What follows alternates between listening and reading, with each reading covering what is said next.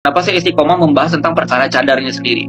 Karena gini teman-teman, cadar itu kalau di zaman sekarang tuh sensitif banget, dan itu bisa digoreng sama orang-orang yang benci dengan Islam.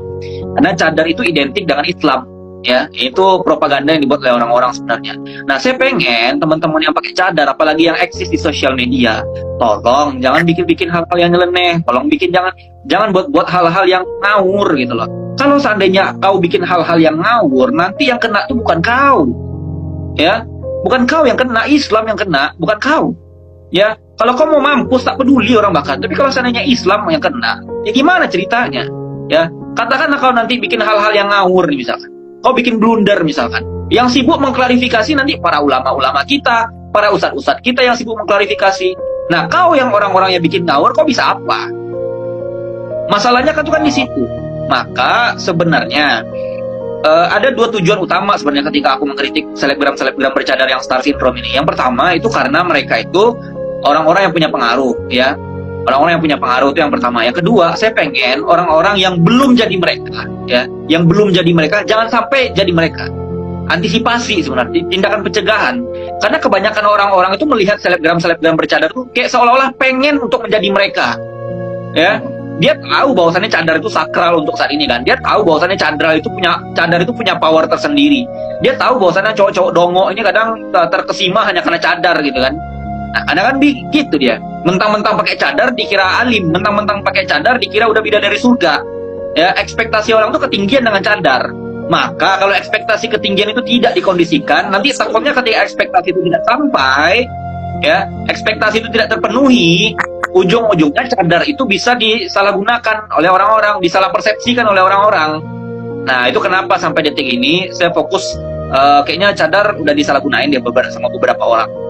Orang-orang ini ketika dia dikritik, dia serasa diserang. Padahal mengkritik itu adalah salah satu tanda kepedulian saya kepada Anda, walaupun memang cara saya agak nyeleneh, ya. Tapi di balik itu semua, dengan cara ngegas-ngegas seperti itu, ada keuntungan tersendiri buat orang-orang seperti itu. Apa dia? Disitulah dites apakah nih orang ini fokus kepada esensi kritik atau cuma mau nuntut orang, oh adab kritik, sedangkan Anda tidak beradab dengan apa yang Anda gunakan, kan kebanyakan gitu.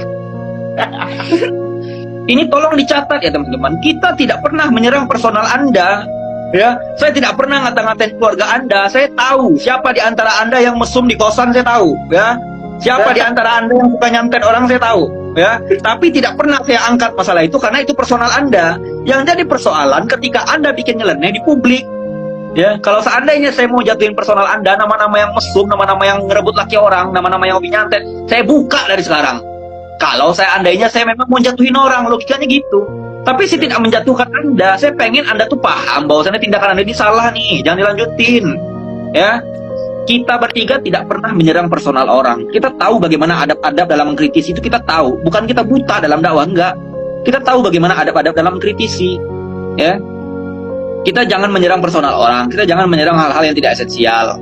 Kadang ada orang tuh perlu dikritik secara terbuka. Kadang ada yang juga harus dinasihati secara tertutup. Beda konteksnya.